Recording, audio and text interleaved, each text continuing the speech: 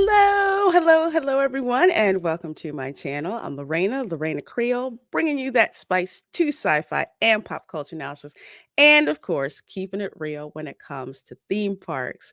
So, welcome to another episode of the After School Special, where we have a bit more time to kind of like chill, relax, and talk about some fan stuff that we have on our mind. And after episode 5 of the Book of Boba Fett, or was it the Mandalorian season 3? I don't know, but either way, got some friends together because we definitely needed to talk about this. So speaking of that, I'm gonna bring up all my folks. How are you all doing? Doing great. How are you? Doing good. How about you, Batwoman? The Bat Thank you, Steven. Lorena. No. It's definitely the fat women's here because that episode confused me. Where was Boba? I saw his name twice in the whole episode. But the Mandalorian was he was Uber eating or Uber ordering some chainmail, a package with Grogu ears, and he couldn't lift that butter knife. What's wrong with him? He's a Mandalorian. I don't Boba know, Fett? dude. I don't know either. I worked on a project, and give me a moment. You can greet the chat. I know where Boba Fett is. He's in the Bacta tank again. No, That's where he is. No, that doesn't would make sense. Yeah, No. he they said he was healed, but they're like, nah, psych, you're not really healed. You need to go in the Hold Bacta on. tank. Can you help me out, Lorena? I've been working on this project. I think everyone needs to start putting this out everywhere because we need to know. It's down at the bottom for you. Is it a what? It's at the bottom share for you. I think it's a share. Bottom share? Oh, bottom. Oh, okay, Yes. here we go. Only you Little can help husky. find Boba Fett with blue milk. If you see this man, please contact Blue Milk Incorporated by Aunt Beru. Because, like his armor, it was never in the Sarlacc pit. You know what? We have to laugh like this, or else we would cry. For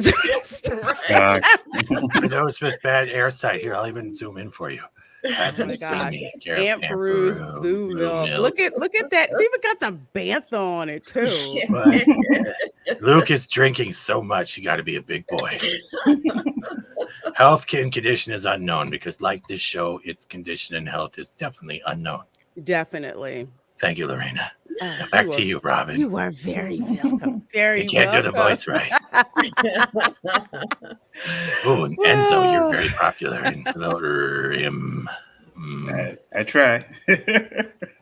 Well, folks, before I welcome the chat, why don't we introduce ourselves so there may be some people who haven't seen us here before, just kind of who you are and where they can find you. And we'll start with down at the bottom, and we'll go right around the horn. Hello, everybody. My name is Dar, and I have my own channel called Positive Fandom. You can find me there, where I have a lot of different videos talking about all the things we love in pop culture. But you can also find me streaming with Lorena on Monday nights at Tots FMs, and on the 1/6 Scale Man Network with Uncivilized Scoundrels, and on the Bird Network, streaming on Friday nights, as well as Midnight's Edge at 12 o'clock in the afternoon on Friday. So you can find me in any one of those places. And it's great to be here with you all tonight. Oh, I'm so glad you're here. It's like continuing the party from last night. Yeah. There was a party. Why wasn't I invited? It's a girls' party. Oh, I kind of weak. No, that's not good enough. High school just flashed before my eyes. Oh, Fat Steven, tell the people where they can find you. Well, you can find that Fat Steven fellow that's not here right now on YouTube, and sometimes on Twitch, Weight Watchers, Pop Culture Minefield, Weight Watchers, and he does the lunch table with you, Lorena. That's right. That's right. He Yeah. does. And you can find him at Weight Watchers. I was wondering when he was going to say that again.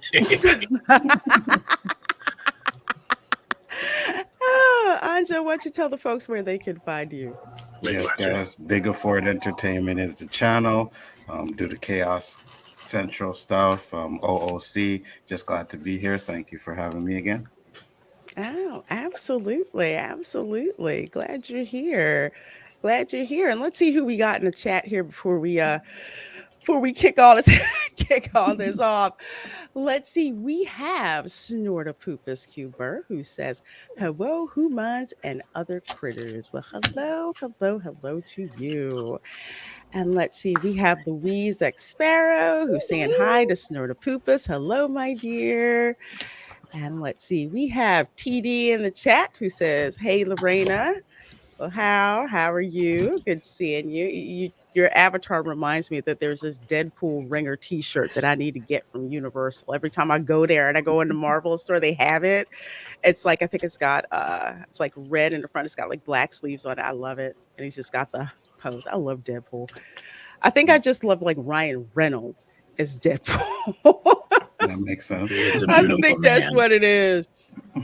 I think that's what it is. I purposely did not see that movie for the longest time. I was like, "Who the frick is Deadpool? Who's he?" I don't remember who he was because I had a small interest in certain characters in Marvel. It's like outside of that, I just outside His of like X-Men, Iron Man, Spider-Man, I wasn't really too like interested in it. And then I saw the Deadpool movie. Oh my god, I hadn't laughed that hard in a long his time. butt is so fantastic. You can bounce a nickel off it. Oh yeah, I did Yeah. notice that. I didn't have a nickel, so I used to roll up quarters. Hey, Darkwing Duck. He says, "What's up, everybody? Well, what's up to you? What's up to you? Glad you're here with us." Soul Assassin is here who says, "Hey, y'all. Well, hello, my dear. Always glad seeing you. Good seeing you." And CWD Trixie is here, says, "Book of Mandalorian was very reference heavy, too." Yes, and we're actually going to get into that as well. I saw what you did there. I saw what you did there. Pod Racing Palpatine says, "Hello there." Well, hello, and good to see you. Good to see you. And let's see, we have Terry Rose who says, "Howdy, space cowboys and cowgirls." All right, good to see you, Terry Rose. And we have Robert who says, "Hi, Lorena, Stephen, and Bigger. How you What's guys up? doing?" Hey, Robert, good seeing you. And let's see, of course, Forbidden Ruin was just like laughing down there. So Sakurai 315 says, "What's up, y'all?" Well, what's up? And good to see you, Sakurai. Good to see you, Oh, Forbidden come on, Daryl. Ruin. And also good to see you, Apollome's Minion says, "Hello, all.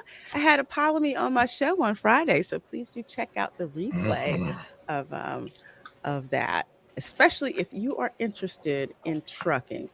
Definitely check out that stream. And let's Truckers. see. Yes, truckers are freaking awesome. They have They're wheels. Yes. absolutely awesome. Lonnie Holcomb says, "Good evening, all. Well, good evening, and hi to you. Glad you're hanging out here with us." And Cat44 says, "Howdy, well, howdy, howdy, howdy." And no, Lonnie, you didn't. But I remember when I used to work at the Space Center, all the like launches and everything. So that is awesome. You can see the SpaceX launch from your house. Mm, Launches are cool things I to love lunch. do with this. Launch, not Oh, lunch. lunch. Yeah. Yeah. No food involved. Oh, snack packs. I know, right? Yes, snack packs. If you ever visit Florida and you can time your visit with like a SpaceX launch, used to be a NASA launch, but I won't get into that. That's going to piss me off. But if there's a SpaceX launch, definitely go and try to check it out. It's something to see. And if there's one at night, it's even better. It's even better. Night lunch is great. Night. Dildo Gaggins says, "Greetings from the Shire." Well, hello. Hello and welcome. That is problematic. Yes. It was good to see the Boot to Eve track. We're going to do that too. I love that Circuit current champ. Yeah. Oh man. Let's see. And we have Rough Girl TV who says, yeah, I caught you live, Lorena Creole. Well, I'm so glad you did, my dear. So good to see you. So good to see you. Thank you so much for the comments on my video. I sure do appreciate it. I really, really do. Let's see. Yes, we know Stephen loves space lynches. Stephen loves space lynches. Oh, Who's right. Steven? Who's Stephen? You know Stephen? No, Guy who I don't. sees I guy don't. who I don't see address my other multiple personalities. you don't? No, Okay. Well, that's who we it gives know them it power, like at the really. buffet. Okay. Okay. Well, we're still gonna reference him anyway. You Oh just God, say, man. say it's personality number one Oh, or two, well, I can't count that high. whatever, whatever slot they have. Oh, well, hello, John Ware Jr. Let's see. He says Book of Mando Fett. Hello. Yeah, everybody's got we're gonna get into why all of this started to Mhm. like meld together and all of that. Oh, okay, cool, rough girl. Keep me posted. Keep me posted. Yeah, there's a reason that's happening. So there's 15 of you folks in here watching. Thank you so very much. This is the after school special, and we are discussing the latest episode that is on the Question. schedule for the Book of Boba Fett. However, Question. the episode starts in we see this. Sure. What question? Yes, what's your question? Is this really episode 5 of a show about another person, or is it special? I don't know. I think they This is like snuck it. Hawkeye all over again. It's like they snuck it in there. First of all, you remember the previous episode ended with the Mandalorian music, and I thought I Mhm. heard wrong. I'm like, is that the man? It was Is like, that yeah. Yeah, I'm Yeah. like, I know, I said Book of Boba Fett. I know I said that, with the remote control, Yeah. and you hear the music, and I'm like, oh, okay, you know what? That's just a one off or whatever. And then Why is this he episode slouching? opens up, and I'm just like, is it the Mandalorian or is it the Book of Boba Fett? I think I can solve it up. They put all the good storytelling into one episode rather than 5. I agree. You know, This was- I have to say, I experienced the same thing, Lorena. I turned on the episode, and it looked like it said Book of Boba Fett, but when it started to play, it was The Mandalorian. That is So- correct. And mind you, I love the Mandalorian, and his armor was all shiny, and he was strutting his stuff walking on down. And I was like, you knew something was going down from the swagger that he had. And he Mhm. goes in there and he starts chopping people up into bits and carrying heads in bags. And I thought to myself, I love this character. I really love this character. And I'm like, why can't Boba Fett do this? Maybe he will. Maybe he will do it. Maybe we will get that. But, I had a little bit of I want, my Boba Fett back. I can Well, that- agree with you 100%. This episode shows that the Mandalorian is a better character than Boba Fett right now. Okay, It's now, gonna I agree. Now I'm going to break character and throw this down here because this is all right. This is the one thing that bothers me with this crap. This is the things that fans have been dealing with ever since Disney bought Star Wars and is trying to not only say, "Oh, we're just storytelling." This is a prime example of what we're the worst feared about. First, we got the story of how the EU doesn't exist. They don't want to. They want to retcon it. They no longer want to take things from it. Yet they're nitpicking bits and pieces like they're at a buffet. Secondly, this is a prime example of how much Disney is trying to push, and the way Marvel is acting right now with, say, Miles Morales, are trying to push their better written characters, better cared for characters, while walking and trampling over half-assed care to legacy characters that have already been there. This is what most people that, if you're not getting the whole conversation, what's going on, this is the example. This is the billboard of how much care is put in another person's show of a character they created, while trampling over everything else they've done. This includes Leia, Chewie, Han, Luke, and everyone else. Mhm. If you can't see this, I can't change your mind. but I will not consume this because it's Star Wars labeled. That this is the thing that bothers me. This is what's bothering a lot of people. This doesn't need to cause divisiveness. It has to be shown as what it is. This is a billboard to show that Disney does not care about you, what has been there in the past, and they only want to push what they can monetize the crap out of in the future. Prove me wrong.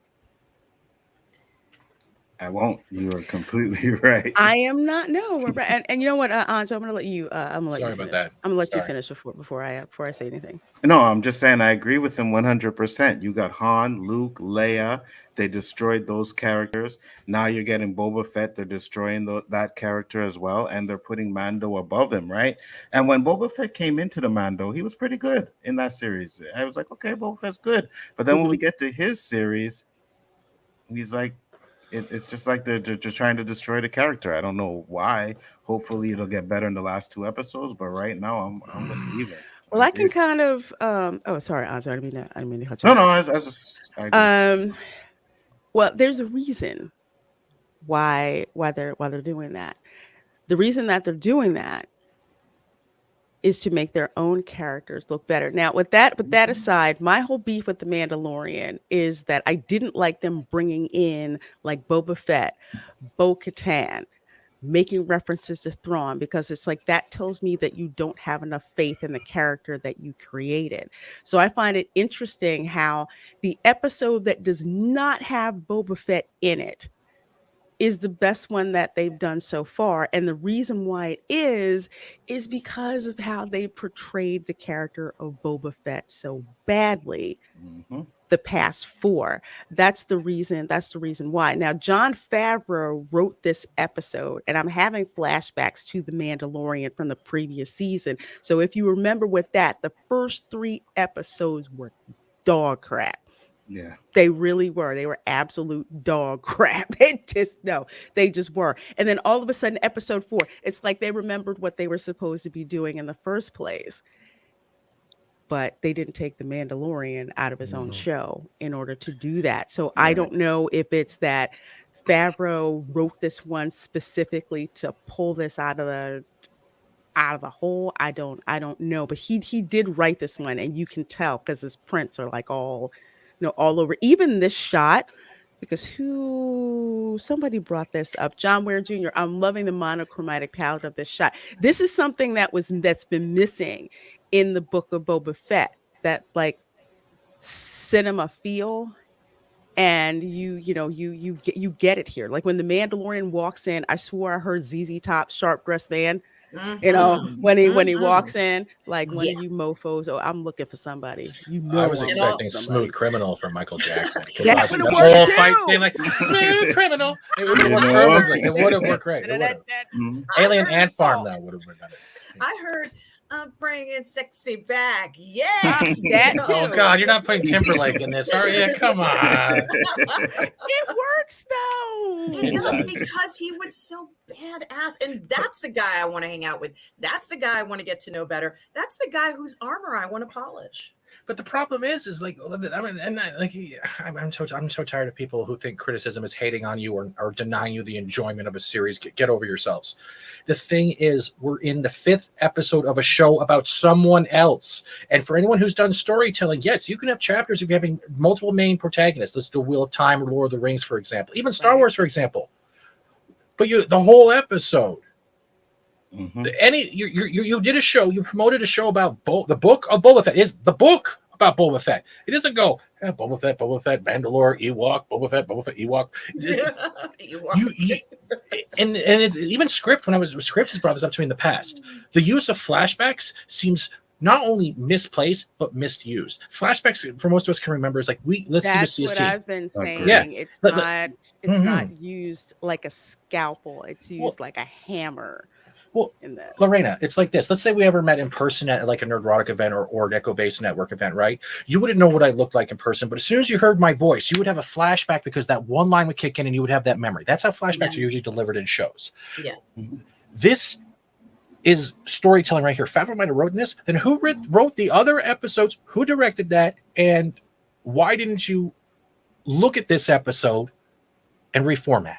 And that's what I'm saying. Even from episode 4, because I think I had said this last week. I'm going to say this, and we're going to talking more about the setting of this particular scene. That's what I said. Episode 4 had stuff that should have been in episode 1. And I Yeah. kind of feel like, why isn't it that I don't know what happened? Or if it's like, look, we got this 4th episode. You know what? Maybe we need to go back and retool the others. I don't know if it's that they didn't have any time. I don't know if they were just like, no, we just don't care. I don't know if John's just like, look, guess I'm just going to have to write something to pull this out of the, out of the hole.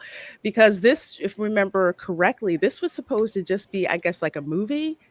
Mm-hmm. And Mhm. instead, they made it into a series. So, one, I didn't feel there was a need really to make this series, but they decided to do it. And it looks like, okay, we'll make a series, but we don't have a plan, or we need to have something out there that's Star Wars because the Mandalorian season 3 isn't ready, and we need something out there to keep folks somewhat interested until the Obi-Wan show drops.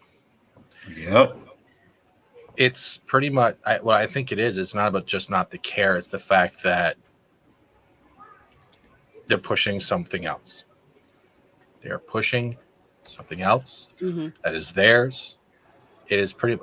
I'll put Mandalorian in the same category. Mandalorian is literally the Miles Morales of the Star Wars universe right now. They're trying to push it as Spider-Man, like they're trying to push this as the new age Boba Fett. And all the power to you, but it's the storytelling that's making it look like a joke. That you need to be picked up by another character to be carried through. Luke, Han, Leia, Chewie, C-3PO, R2-D2. Yes, they all had their quirks, they all had their personalities, but when push came to shove, they were all pinnacle parts of the story. Obi-Wan as well, even the Emperor. That is the point. And if Absolutely. episodes 1 through 4 were up to par and had, what they should have had in it, this wouldn't even have mattered. We would have been like, oh, they threw in a Mandalorian episode. Cool. Exactly. Which brings me to a point that I want to, I'm going to do, then I'm going to put the ball back to you. But it's almost like with regular episodic television, like say Star Trek, for example. Okay. The main character, like say Cisco, was in most of the episodes, but there were 1 or 2 episodes where he wasn't in it. And that was okay because he was already established and we knew who he was. And it was like, oh, we get to see what's going on with these other characters. So while we missed the main character, it wasn't like they're not going to be back. It wasn't like we were upset. It wasn't just like, well, what the heck happened with this? This was like a cold, like somebody dumps, Gatorade on you or something like that. And it was just like, what the heck is this? And where did it come from? I agree. It was, just shocking for the star of a series to not be in all the episodes, especially in the first season, the first run of a series. That star should be in every episode, and there should never be an episode where they are not present. So this was very surprising. And this episode could have been like the last episode of the season. It didn't have to be episode 5. They could have just switched the ending and made it, so that this happens after everything is done, after we've seen Boba Fett like kill 1 million people or do whatever he plans on doing. It didn't have to be in the middle with such a poor performance with episodes 1 through 4. I agree with you 100%, especially when you have only 7 episodes, right? You have 7 episodes of a show and you're putting in a show with Mando not in it. And they could have fixed with Boba Fett not in it. And they could have fixed this so easily by just having a scene with him and Fennec at the beginning talking about going to find Mando, or you see them looking for him, and that would have fixed a lot of this episode. Just one little scene. But it seems like this episode was like, hey, let's just put a Mando episode in there. And the worst part too, while I did love this episode, I loved it. The worst part is actually Mando doesn't need Boba Fett. He doesn't need him. No. He doesn't need. He's like, this is just a perchance he happens to be here. He's like, yeah, I'll do it. But it's like he doesn't even. It should be like, yeah, we have to do this. It's just like, this would be so important to him, or, some motivation even for Mando. He doesn't even have a motivation for this shit. Like, does anybody have any motivation for any of this? Like, is anybody passionate enough about this? But the thing that bothers me with this is general is like, everyone's seen the IDMB, everyone's done their little video or short about it. The fact that Harrison Ford is in the IDMBs now as Han Solo, and we'll probably get into that later. But the pretense is that the only thing I can see for a start they're going down to is when we see Fennec approach him. Why isn't Boba approaching him? They're both supposedly Mandalorians, right? They're both wearing the same helmet. They both follow some type of the same rhetoric. Well, even though one's a bounty hunter, the other one's still a bounty hunter. I can see what's happening here. Instead of getting paid, whenever this is done, Din is going to ask for Boba to use this place as a safe refuge under his protection for other Mandalorians, and this is where it's going to start thriving other Mandalorians to come to. And from there, it will pretty much be Din Djarin is going. Sorry, my mouth and my brain, Canadian, not working today. Is going to be like kind of like the savior of the new respite, and Boba Fett is going to be the outcast that protects them in a way. So, I hate to see that they turn Mandalorians into the next gangster guild. Yeah, for real. And that's what I do. That's what I don't like. Granted, I didn't read the EU novels. Okay, I did not. However, I expected to get immersed into Mandalorian culture. That's what I expected. And I don't feel that that's what I'm getting. This episode actually kind of reminded me of the fact that I missed that immersion in Mandalorian culture. Like this scene right here, who I love the armor. She's amazing. I actually love the actress who does this. But when he comes up with the dark saber, Din Djarin has the dark saber. I like the fact that they actually carried on the fact that the dark saber cut him in the leg, and now he can't really can't really walk straight. So that was actually good continuity because I didn't want to see him. He slashes his leg, and then I thought it was a blaster, not a sword.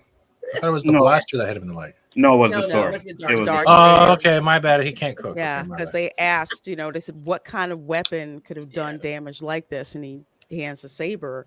And that's when they talk about the origin of the dark saber, which I did appreciate because I didn't read the EU novels. I have not watched Clone Wars. Tried to freaking put me to sleep. I just couldn't deal with it. So at least, one, it's like, yeah, it's a saber, but two, you actually put that lore together and explained it. And she's talking about, the dark saber and where it came from, and they bring Bo-Katan and all that into it. And she basically says that the dark saber is more worthy, for you to yield. Yeah, I actually thought that was kind of funny. He wound up cutting himself with the freaking dark saber. I'm like, did you practice with it, or not? But then they bring it back to the fact that he has not, and the armorer actually tries to train him to use it, telling him, your mind is elsewhere. You need to focus on what you're doing. And she's used that dark saber before. Oh, heck yeah. Yeah. She could probably forge one, but she's not telling anybody. Why does she know so freaking much about it? And she's so knowledgeable. She and Vizsla, Paz Vizsla, are so much more knowledgeable than Din. It's hard to watch sometimes. It is. It's just like and in a way, it's like I get it because he's a foundling, so he's kind of got like a previous history before this, so he's not as immersed. But still, it's kind of just like you don't know that. Okay, you don't know about Bo-Katan Kryze. Soul Assassin says that the Darksaber is actually from the Clone Wars cartoon, not not the okay. So, yeah, it is. Okay, yeah, I didn't watch Clone Wars either, so that's why I don't know. And in the Clone Wars, I don't think they ever had, when he was fighting with it and it was getting heavier. I don't remember any of that in the Clone Wars. Wait, bring that cat back. Bring that cat back. I want to see that. She'll come back. Don't worry. Show it. Show your cat. Do it. Do it. I think it was Mine Sabine, is. He finally sat in his bed. Daggone it. When I can't remember the Jedi who gave it to Sabine, but when Sabine had the dark saber, she was the one who had trouble with the weight and wielding the dark saber from I can't remember who the Jedi who had lost his vision. I don't know if he had even lost his vision at that point, but I think he did. Tried to help her to use the dark saber, and she was having trouble wielding it for a similar reason. So okay. Yeah. Thank you, Stephen. Hey, Stephen, you're now. Thank you. Yeah, I got heavier for Sabine Wren during Rebels. Yeah, see, I didn't watch Rebels. I didn't watch Clone Wars. You'd like it. I tried to watch Clone Wars and I fell asleep. Well, Clone Wars. Are we talking Clone Wars that's on Disney Plus now, or are we talking the Clone Wars, the Gennady Tartakovsky Clone Wars that was on Cartoon Network? The second one. Yeah. The one that's on Disney Plus now. It actually came out after the Cartoon Network one, so it's the okay. but it was in Rebels, so that's the other series. You would like Rebels. You'd like it. Okay, Yeah, I might Rebels is check good. out I might check out Rebels because Clone Wars I was just what?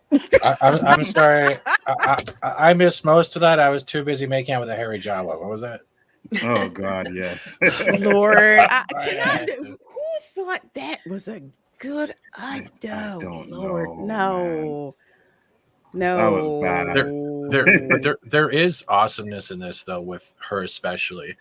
From all we know, they could play off this blacksmither as pretty much she's been trained in the same arts of forging the dark saber because she gave Uh-huh. training to Jin. She did all this stuff, and I was honestly waiting for him to like.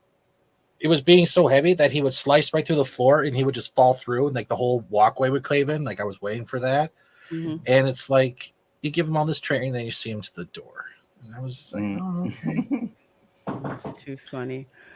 Um, It's Dark hey Souls Gary, inspired though. eek Star Wars lightweights. Come on, guys. You know there's different levels of Star Wars, man. I will not be judged by your eek the cat syndrome. I swear to No, God. no. I look at it like this. It's like, look, I got a limited amount of time. Movies is my thing. Occasionally I read a book, but I'm smart enough to know that there's some people out there who have read so many books and have so much knowledge. It's just like, you know what? I just asked y'all. I'm that person. You're that person too, Lorena. You're not alone. Oh my gosh. Let's see. Soul Assassin says there is a theory going around that the armorer is a former Death Watch member, Rook, cast from the Clone Wars cartoon. Mm-hmm. Interesting. I can I can buy into that because there's something very, very mysterious about her because she knows too much about too many things. It just the way she talks, she hardly anybody questions her.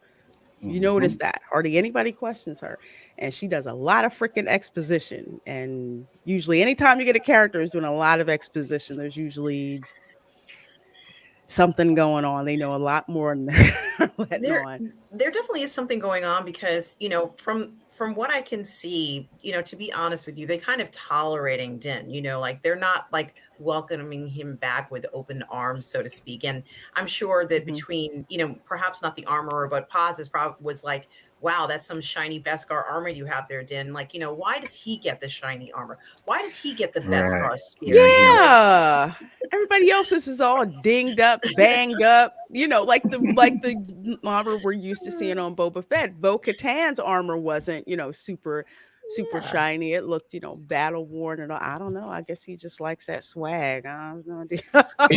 Let's got to take into consideration here. Like, first of all, the spear was handed to him and automatically was melted down. Secondly, he's been bounty hunting for so long to get pieces of Beskar back that whatever he does get gets made into the armor. I don't think it's a favoritism thing. I think it's because he's going out of his way to find that. Like, look the first season with the Imperial Revenants he was talking to. He needed the armor.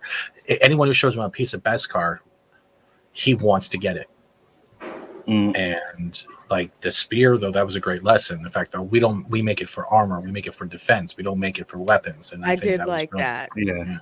So do you think that for him, just collecting the Beskar is just his thing, like his signature? I think it's his first time running back into them after the whole thing that happened with them all defending him, because their numbers have dwindled from like a handful to almost like 6 to 12 to like 2. Or we don't know where everyone else is. Right. So I do like the continuation. The other thing with the armor, especially if we look at this one, if anyone's remembered or played Dark Souls 2, it feels like her whole outfit has been inspired by Dark Souls 2 with the whole the animal hide on the back, the fur, the helmet. It feels very Dark Souls. And that's why I appreciate her, not just in the character and her monologue and her dialogue. It's her whole outfit feels very Survivor, like, you know what I mean? It has that weird feel to it. And I love it. I see Spartan when I see her her helmet. Let me find this one. Great Jedi Master exposition. Well, you remember Yoda used to do the same thing. Yeah. Here, may I share this thing. quickly? Can I share this quickly? What we got? This is what I want to show. It's coming up right now. But this is from Dark Souls 2. Oh, okay. As you can see, like, I know there's no spikes, but you see the fur, you see the helmet. It's very similar to that. And like, this right away caught me. You can see it in there, and I love stuff like that because it's Like, look at that. You would honestly think this was a Mandalore back in the day, in a way. Yeah, it looks good. Yeah, I it does. think so. That looks awesome. Yeah. Dark Souls, and armor sets too were fantastic. Sorry, off track again. I have the weird shit it's and stuff okay.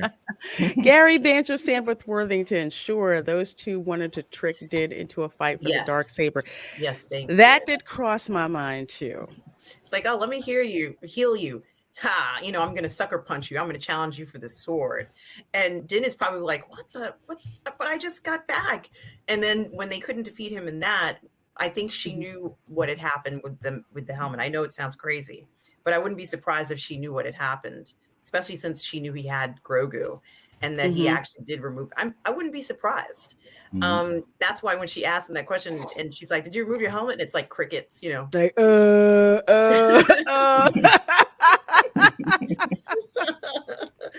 Yes, I removed it. It's like you have to go to the waters of the mines of it. I'm like, that he can't go there. It doesn't exist anymore. And I'm like, she's sending him on this wild goose chase because she wants him to fail.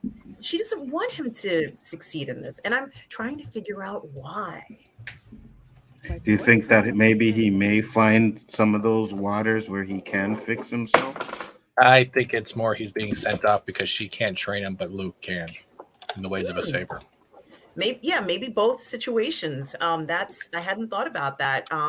Maybe it would put him in the path of danger, and it could cause him to get killed. And also, maybe she is initially fine with training him in the darksaber, but then she had a change of heart. That's a possibility. There's also another factor that adds into this. It's also he is very dedicated and loyal to the Mandalorian way, right? So what she did, because that question came out of the blue right after he won, shows in a way he is still worthy of that sword, of the saber. So maybe it was a way of saying, hey, I'm giving you a way out. So not only you can go after your youngling, which is Grogu, but you can also go out on your way and find training that is maybe outside of the Mandalorian way. That is a very caring notion, and I kind of like that one. Her tone of voice, if you actually re-listen to it, you can hear the tone of her voice because it might be stern, but it seems like it's also kind of giving away out. But also, I give a lot of benefit of the doubt to Disney stories. Like, I'm sorry. Yeah. I just want to see him try to baptize himself in that Mandalore. I'm just like, you're gonna go look for it, ain't you? I want to see if that happens. That's just me. That's just me. I'm crazy enough to figure that out. Oh, Judgment Day. I love Terminator you. 2. Thank Okay, you. Oh my I thought God. it was just me. The only thing missing was a robot's foot on the top of a Facts. Mandalorian helmet, crushing it into the ground. It was this scene here. Somebody tried to say, well, oh, is it just because, it's an apocalyptic scene with robots? I said, no. Everything from the shading to the setup to the cadence of the Explosion. music. They ripped that right off of Terminator Judgment Day, just like they ripped that scene off from Alien, where they had Grogu running and, the eggs were exploding and everything. Yeah. I said, that was on freaking purpose. Yeah. And they made me, now I'm afraid of K2SOs. I used to love them. And now I'm afraid of K2SOs. I wasn't afraid anymore. Darn you, episode 5. Dude. It's just like with how the IG-88, like you'd seen IG-88, but then when they portrayed him as the assassin droid and how good he was at it, I'm like, now I see an IG-88 droid, it just freaks me out. The freaking Terminator. But this is exactly, I mean, I would have thought that if you're going to do, the Night of 1,000 Tears, and you're going to give us a look into what happened on Mandalore, that it wouldn't be such an obvious ripoff of Judgment Day. It was Sarah Connor against the fence, but instead it's like Leia or the girl from, or like Jane or so, like, hey, look at that. All right, there we go. You know what I mean? Like Sorry. I think that's what it is, and I'm gonna refer to it from now on as the Mandalorian Lake Minnetonka, because that's exactly what it sounded like. You need to go there and purify yourself. I'm like, okay, yeah, let's see if that's Like, actually she While I made that up. watch, she's gonna be holding like a droid camcorder. Like that Mando got abs. All right, yeah, get yourself in the pools. Yeah, Well, folks, I'm so glad that that OG is here. And OG, if you want me to drop you a link to come in, let me know. Because girl, I love hearing from you. I think she gets a kick out of me coming up with my list of grievances every time I see this show. Oh man, Lonnie Holcomb says this is an exemplar of showrunners not having an original idea they took away from between them. Halo. Because That's we've right. seen this before. We've seen them try this trick, before. There's a difference between an homage and like an obvious Rip ripoff. off. In Well, they this, could have referenced it to a Star Wars Right. event took- rather but- than one from another IP. But literally, they had that scene. Maybe I'm wrong on this, and some other Star Wars fan can correct me. When we're seeing the opening scene of that lovely Halo ring from Halo Infinite, I mean Mandalorian, I mean Book of Boba Fett, and it's showing that Halo ring, same shot, same everything. I'm sitting there going, I don't remember Master Chief being in this series. What's going on here? I liked the ring world though. It did look like Elysium, Yes, Elysium. Mm-hmm. we get Halo, Predator, Terminator 2 in episode 1 in this. Mm-hmm. Yeah, because the other episode in The Mandalorian, we got Alien, we got Harry Potter, and You're a a third wizard, one that I Grogu. can't You're a wizard. freaking remember, but it's just what it was. Wingardium Levio Jedi. It was just too close. It really was too close. And Oh, honestly, was. it just, it was jarring having the Mandalorian show up. But this was like another scene where just kind of like, I'm not watching Star Wars, am I? For real. Kind of I felt when I saw that. I think you're watching, was it Infringement Wars? How many other franchises can we rip off in one episode? Do tell. Oh man. So here was the training scene where she is training him, or I use that term loosely, training him, because he was just effing up all over the place with this, just handling it so well, because he's not used to it. He's just clumsily handling it. And she's just like, yeah, do this, calling out moves. Granted, he's injured, but he just cannot keep up with it. What did you guys think of this scene? Are the tools that she uses to make things, is it made out of Beskar? I think this thing, The hand yeah, I think it is. okay, so she uses the pure Beskar for her tools. Mm-hmm. Yeah. Okay. All right, so that's where the rest of the Beskar. She made herself another set somewhere, maybe. Mm-hmm. Right, because that was a long spear and you got these little things that she made out of it. I was like, But the fight scene I thought was okay. I just, like I said, I didn't know about the saber getting heavier, but I mean, the minute he got there and the other Mandalorian gave kind of a look, I was like, okay, he's gonna try and get this dark saber from him. I knew it right away. I was surprised. I didn't think he was going to do it. It was ballsy. I love it. I don't know. I seen it coming. I was like, okay, this is what's gonna happen. And I think Paz Vizsla would have pounded him to the ground. I don't think he would have survived that fight. I don't know how he survived it. Maybe because Paz picked up the sword and he couldn't handle it, and it weakened him. But Paz he's like a monster. You can't knock him down. Eat your vegetables. Yeah, OG says why wasn't it tough to handle for Sabine, Ren, Kanan, and even Gideon? I think it was actually hard for Sabine to handle it. Kanan knew how to do it, but Sabine had trouble with it. Yeah. See, that's what I didn't remember from it. But I like I said, I didn't remember them having issues with it, so that was a big problem with me. But if it was in the Clone Wars, then I'll give it that. But like I said, I had no idea that.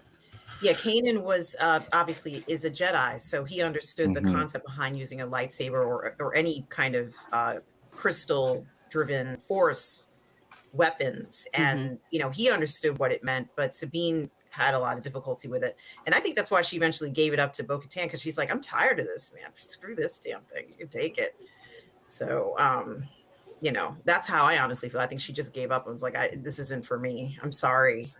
I've been fighting a long time. I don't need this heavy sword to hold me down. The main thing here in general, even if we're not nitpicking things like this and that in imagery or other films, TV franchises taken out, and whether it's supposed to be a homage, a montage, or some whatever, it's the fact that we're dealing at the end of the day with a show that has been ups and downs, started more dividing with fans, whether old, new, or whatever, and don't forget the Power Ranger Vespas, can't forget those. But Power Rangers. Oh my God, Captain Planet, whatever. Yeah. And then we get an episode called The Return of the Mandalorian, which sounds like the first episode for the season that's supposed to be getting in Christmas, that doesn't even have anything to do with Boba Fett. Even at the end, you could have taken 10 seconds out, replaced Fennec with Boba Fett, and be like, I need a favor. And it would have been have more meaning and substantial brotherly whatever towards both of them, but it didn't. And that's the thing that threw it all out of there. You literally you did the same thing like you did with Hawkeye. You had a whole intro credit scene that didn't have Jeremy Renner in it once and only focusing on Fisher, right? Kate Bishop. My bad. Got the word. Yeah. And it's the same thing. I'm like, who is writing your stuff besides Favreau? I get it, but that's the thing that bothers a lot of people. And then we have the other format. Let's get past that format. The format that we're stuck in is 6 to 7, maybe 8 episode miniseries, but you're telling us to wait till the end through all your nonsense to get 5 minutes of joy. I'm sorry, I don't pay $40 to go to a theater and hope to God there's butter at the bottom of my popcorn. 5 minutes of joy. But that's wrong? what they're. But but Steven, you're not wrong. You're not wrong, because with season 2 of The Mandalorian, that's what pissed me off. It's just like you wait till episode 4. I think there were only 6 episodes in there. You wait till 4 to actually start figuring out, how to write a story that'll make you actually sit there and watch. And then you're hitting the gas with throwing this member variant. And then in the end, granted, I was glad to see Luke, but that's like a Deus Ex Machina you had to pull out. Now, from what I've been hearing, especially listening to Drunk Review and a couple others, you got Han Solo showing up at the end of this, and Baby Yoda. Sure, because Baby Yoda's coming. I'm sorry, I don't see him just getting a gift for Baby Yoda and little booger doesn't show up. Of course he's going to show up. And you're telling me that you can't write this. You can't write. If Squid Games can write a tight thing in 13 episodes, surely you can do it in 6 or 7. And they're not. So what they're relying on is to bring that in the end and to say, see, we did really good. No.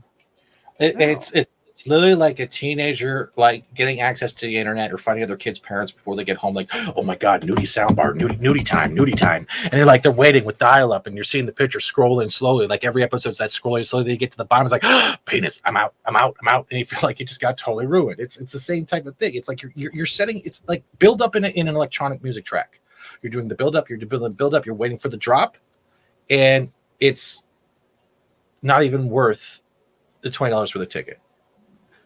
You have to have continuity in a Sorry, cat knocked me out. You know what? They'll do that. They will know when you're streaming. Like mine, he finally decided to sit in that bed that I got for him, but he'll walk up under stuff, knock stuff over, sit on my feet. Yep. Like that's exactly what to do. Long as he doesn't, man, he pees on a router, he's out.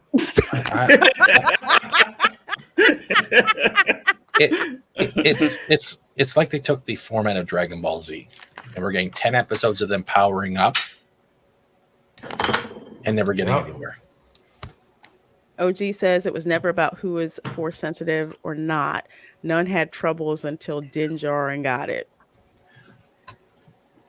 Yeah, with the dark saber. Yeah, it was just kind of I don't know. It just didn't sit that well with me that he's just like struggling with it and cutting himself.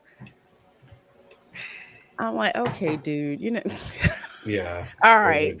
I just did that. Just kind of felt kind of like lame. It should have been either he should have like not fired that sucker up at all, Or well, he did use it so he could cut a couple mofos in half. I He did did. like that. He did. Yeah. That was cool. I did And the like one Mhm. kind that. of pushed him, and then the saber hit him. So Yeah. it wasn't a self-inflicted saber wound.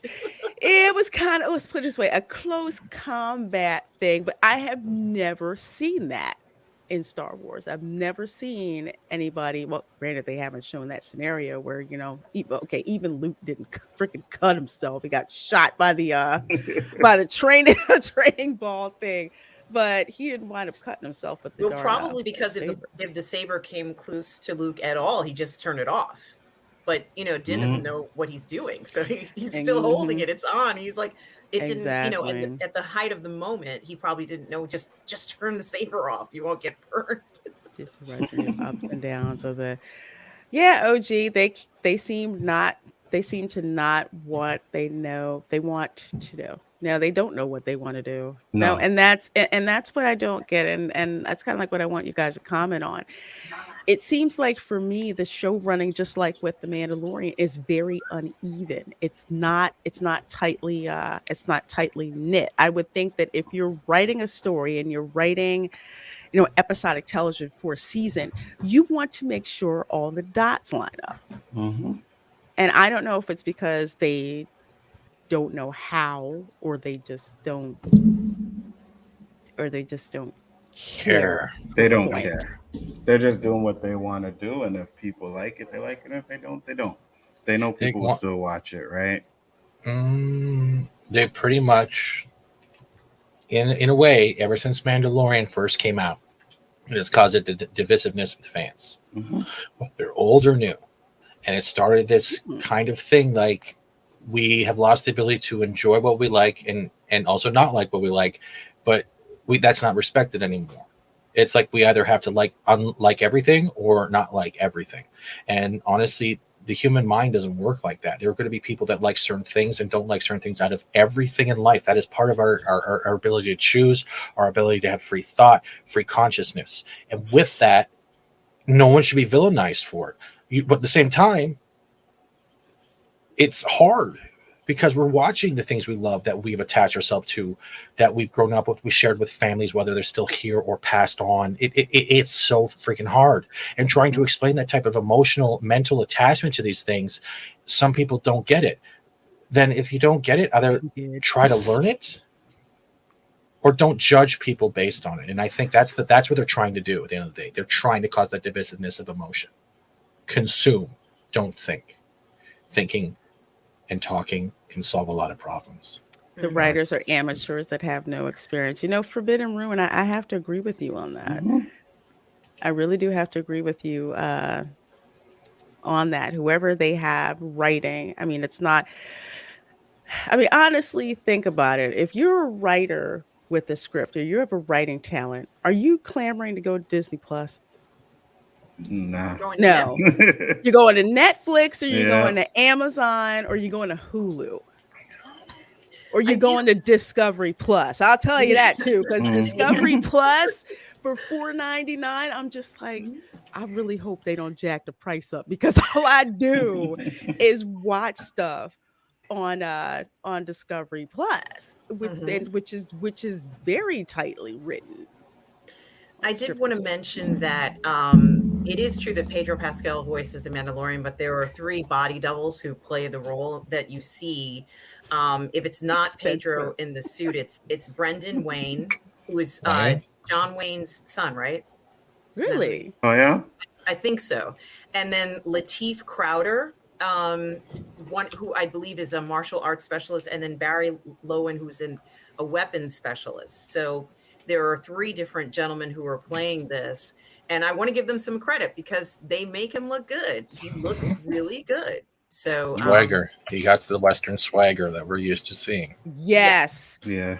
Without even just, I think that is what carried that opening scene, where Oh even though it yes. was like, Hmm. oh, it's not Boba Fett, it's not, but it's Mandalore. Oh, okay, it's Mandalore. All You could right. tell by the swagger right away. Mhm. Exactly. Yeah. Exactly.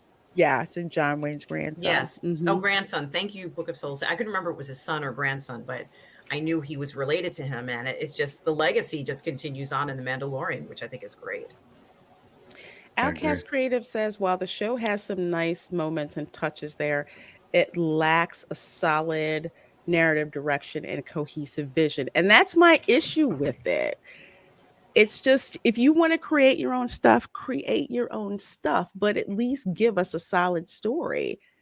And they haven't been able to do that. The simple fact that with just one episode my brain wiped everything from the previous four. And this Mhm. is the only episode where I've gone back and actually watched it more than Mhm. once because I wanted to, not because Mm-hmm. I had to review it. Even this quote unquote filler with the chick who dates Jawas now. Oh my gosh. I'm just like, I, you couldn't date a Wookiee? You had to date Jawa. I I don't dated Wookiee understand. before I dated Jawa. For real. And I don't understand why they needed to put that in there. Like, I didn't even find it funny.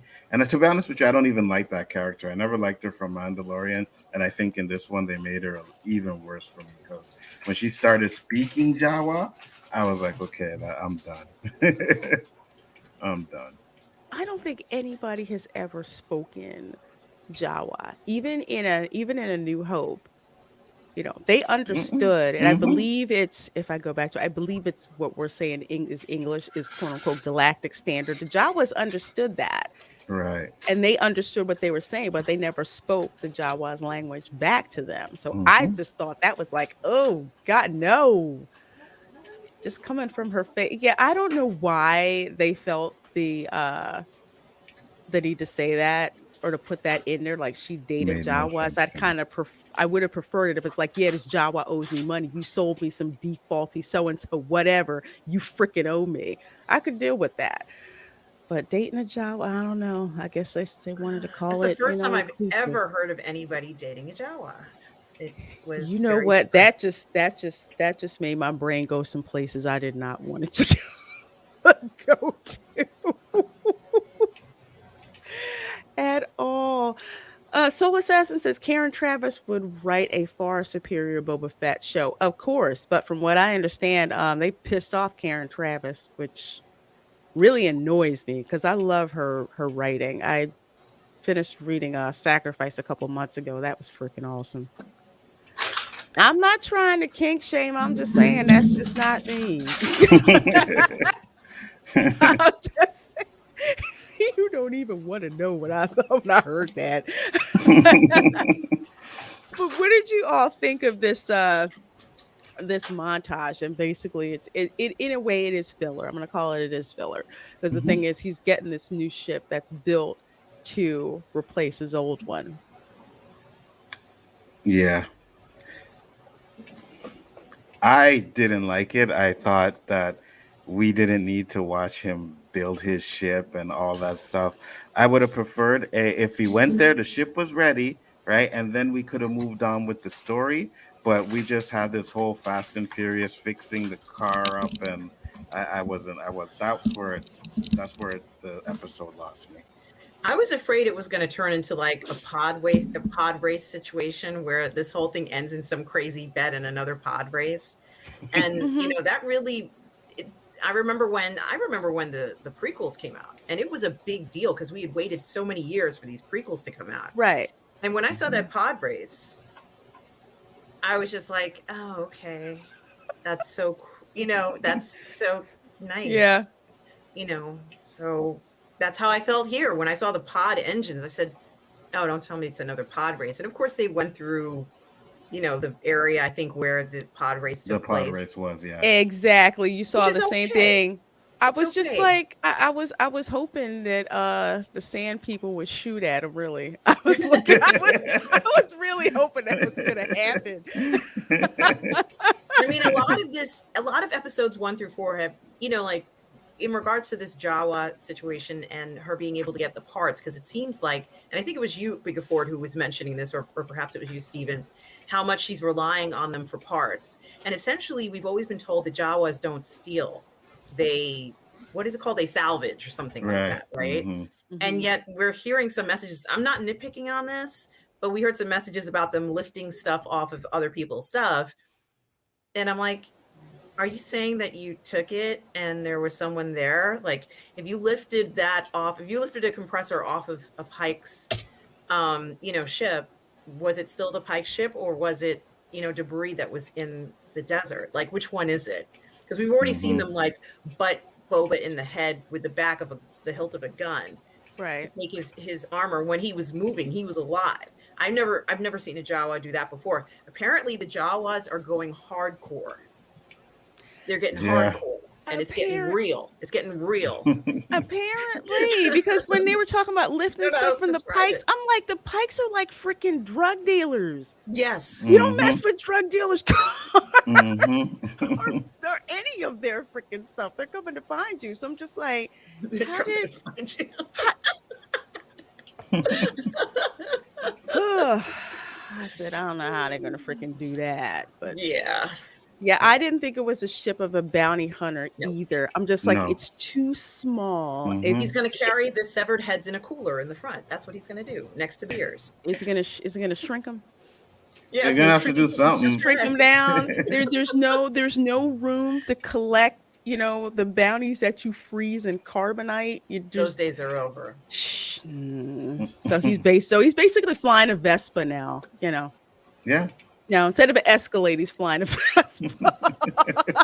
They could have given him just a slightly bigger ship, just a I little bit bigger, agree. like the one that Padme had when she and Anakin had Yes. gone around. Yeah. I can't remember where it was, but there was a little bit of room, and it was as sleek and nice looking, and Hmm. very sexy kind of the kind of plane you would see Padme. Well, this is my ship. It's like, yeah, I can see that you got some style. So this kind of was pieced together. It's all right. It's a unique mod kind of ship Yeah. that Pele It's. imagined it in her mind, because she must have had the parts, and she said, I can make this work. Hmm. Pele can make anything work. She must be like a, engineering genius. She can Hmm. just put everything together that way. Hmm. So and maybe she couldn't get the Razor Crest because the Pikes have been keeping an eye on things, on so much more of a. They said everybody was afraid of the Pikes in this episode. Maybe Hmm. that also means that she can't get stuff like she used to get. So But they took parts off part of the Pike ships, didn't they, to get to build the Naboo I mean, starfighter? like she would have gone and gotten one from another, maybe system or something. But even importing something, they'd be like, "Yeah, this normally costs $500. It's going to cost you $500,000 now." It's like Hey, import remember fee. this? Disney Lucasfilm probably. Oh yeah. Oh yeah. Just like, remember Naboo? Remember? Why am I? They did mention Bail Organa, right? Or did they in this? Because this looks like I I don't think I know. don't why. think so. Okay, for some reason, maybe I'm stuck on Jimmy Smits because Yeah. I really don't know what happened when Jimmy Smits comes on the screen, but I know he had a really cool skip. Remember when he flew the Oh Jedi yes, Temple? yes. Hmm. Yeah, Hmm. for I some did reason that like kind of looks like that. I did like when they were putting the engines together, how the droid was like, "Here, put it here," and it had like Hmm. the hologram of where to place it. Um,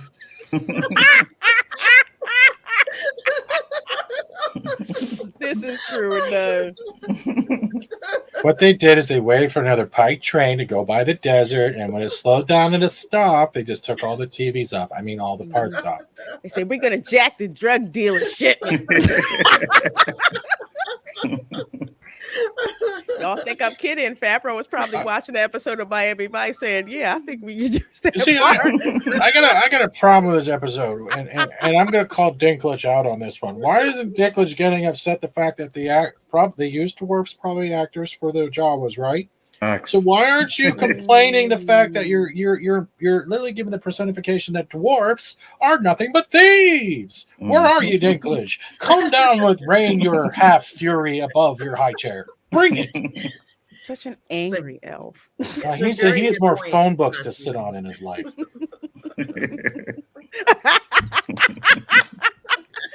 Oh my God! Say hello to my furry friend. Oh my gosh. Oh man. Nikki says the Jawas run the show. Mando almost died getting them an egg. Yeah, he got his ass kicked too. Hmm. They found Boba's armor, Cobb Vanth, now Mando's ship. LOL, the Mhm. true stars. And if you need anything, all you have to do, I call it ask a Jawa. Like in For real. quotations. Yeah. Ask a Jawa. Do you guys know Ask a Jawa? And you Yeah. notice you see a lot of scenes where they're talking to people and people are asking them stuff. And I'm like, Mhm. they know everything. God, They got eyes and Oh, dear ears Abby, it can be a good job. everywhere. Yeah, You need a whatever, I got it for you. But I'll find it for that's you. probably you what know. they're Oh. saying. That's probably what they sound like in their language. That'd be great. Instead of Dear Abby, you got Dear Jawa, and it just ends every segment with Utini. Yeah, John Ware Jr. Watch the Book of Boba Fett will bite off Star's power universe with the drug game.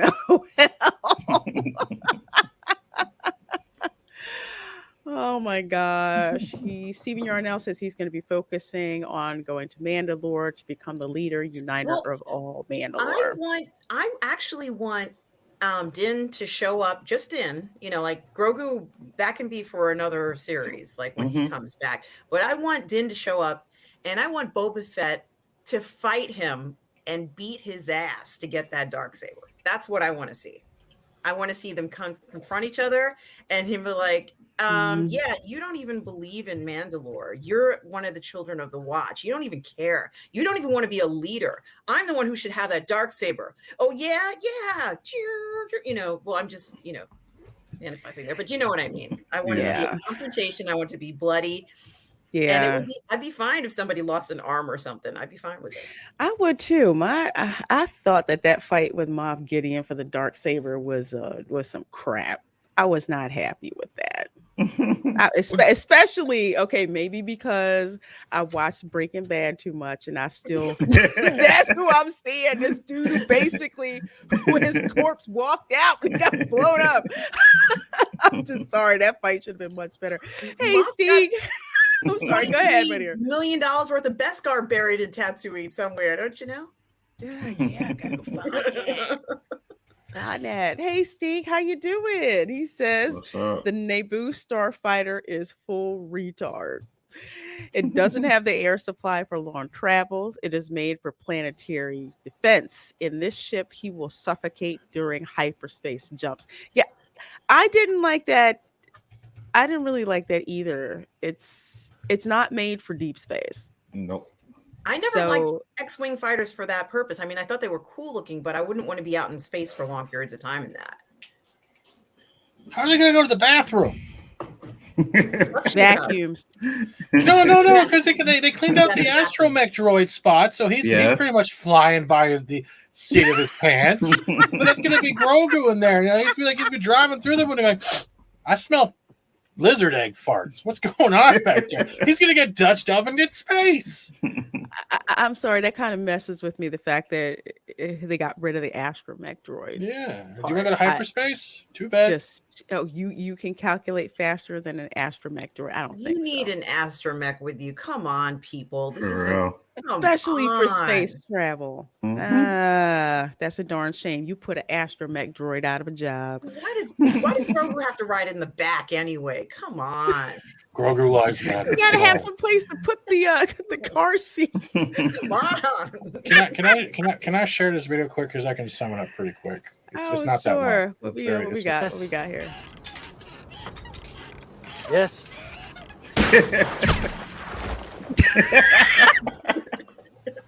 There you go.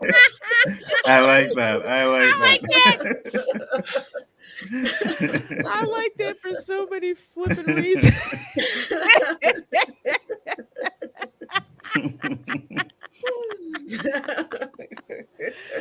Yeah, I didn't like that either.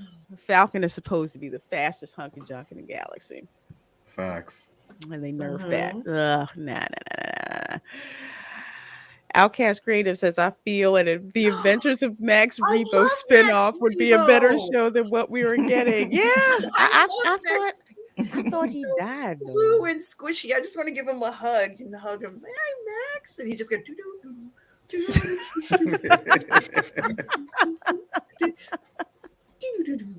like he's. Oh my I do gosh. love that character. I think he's so Y'all are adorable. cracking me up. Let's see. Hey, Keely Chow. Roll What's up, Tide. Good to Keely? see you. Good to see you. John Ware Jr. Jaw was the crackhead stayed Dear Lord, what is going on? Oh my gosh. Yeah, it's getting raw. This is the Very, very, the very raw. raw. I'm Although I looking, would like, all you guys have some amazingly, amazingly great comments in this show's here. giving me gas. Yeah. Hey Larry. Of course she does. Her and Steve. Because I'll they just never pick help a to fight with them. remind me that I'm not going crazy. Even as someone who's just seen the movies and focused on the movies, and I'm just like, that doesn't look right. That doesn't look right. Yeah. That doesn't look right. That Mhm. doesn't look right. It's like if it's tripping my And memory, I can't even imagine for them.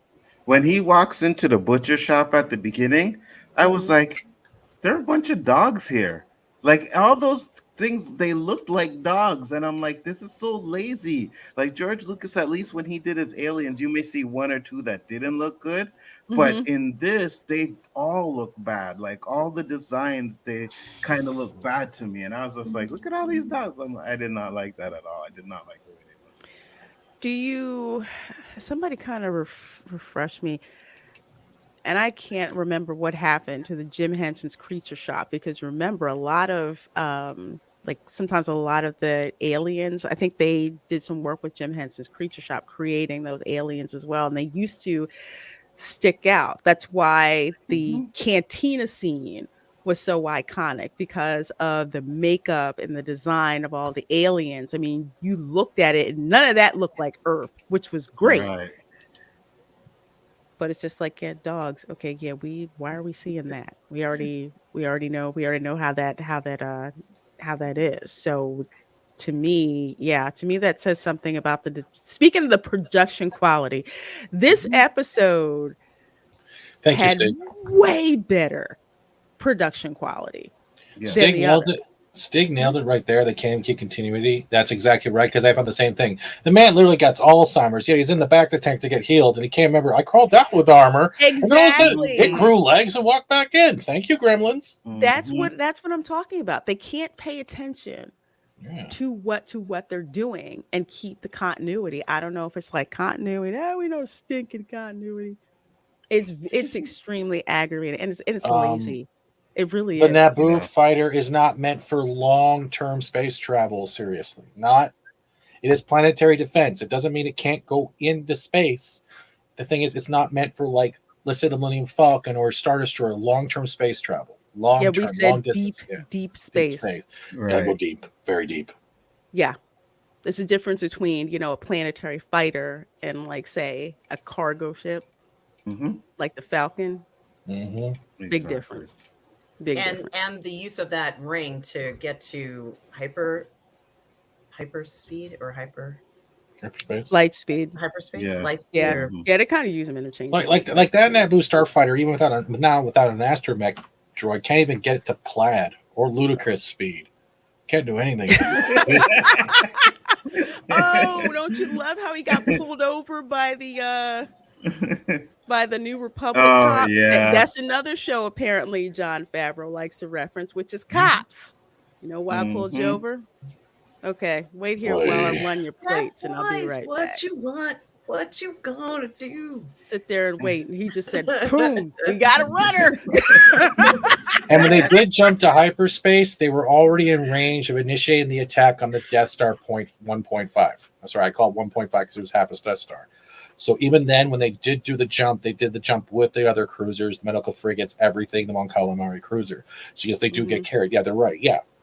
They're like, well, they were jumping into light speed there. Well, I'm like, okay. Hmm. Yeah.